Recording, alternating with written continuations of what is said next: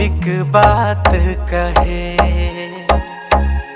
मेरी सांसों में अब हर पल तू मेरे साथ रहे।